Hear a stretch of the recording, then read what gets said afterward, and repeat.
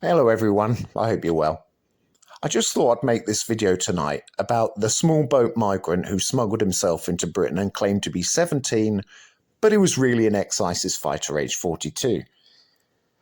Now, as many of you well know, my late mum, who sadly passed away in March last year, used to work for Kent County Council with so-called unaccompanied minors, and was always left frustrated because, with two sons herself, she could spot the fakes a mile off.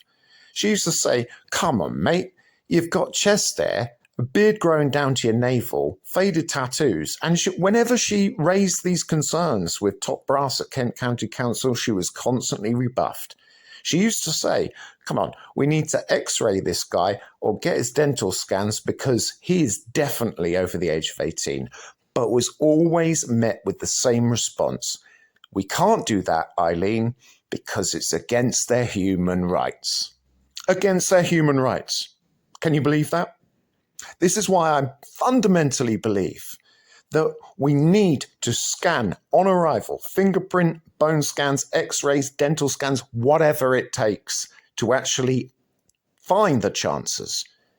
More and more ISIS fighters and fully grown men rocking up to do their GCSEs, which actually happened in Ipswich a couple of years ago. Unless we do that, more and more of these guys are going to slip through the net. So anyway, I just thought I'd show you Julia Hartley Brewer on Talk Radio this morning, debating with a human rights lawyer about this very fact. Okay, as always, thanks for your comments, your likes, shares, and subscribes. Please let me know what you think, and I'll see you in the next one. Cheers. Let me ask you about a former ISIS fighter. This is revealed at the weekend. An Iraqi named only as AJ is regarded as a terror threat. He's been on active service with a terror group with ISIS in his own country. He smuggled himself into Britain on a small boat, posing as a 17-year-old, despite being 42. He's thought to be the oldest person to pretend to be an unaccompanied minor. He's currently staying in a 3-star hotel along with other adult migrants as he appeals his decision on legal aid to have him deported. I mean, you know, he is known to have been an ISIS fighter. He's smuggled himself to the country. He's already lied about being underage. How on earth someone believed he was... I mean, I can understand a 20-year-old being able to pose as a 17-year-old, but a 42-year-old? I mean, this is what people fear, that these people are a danger to us. Well, this should be flagged up as soon as people come in. Now, we used to have a system called Eurodac, where anyone who's been convicted of crimes in Europe or across the world, as soon as they'd be fingerprinted, it flag up. Yeah. But due to certain deals that we've done and a certain vote, we've now lost access to that system. So Oh no, come on!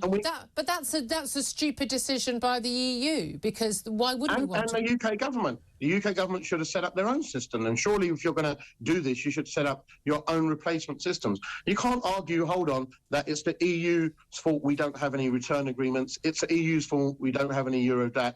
I mean, if you're leaving a house, it's up to you to make sure your new house is we well can't force them to do that. But it's crazy for both sides not to cooperate on security issues like this, because it's in everyone's worst interest for them not to.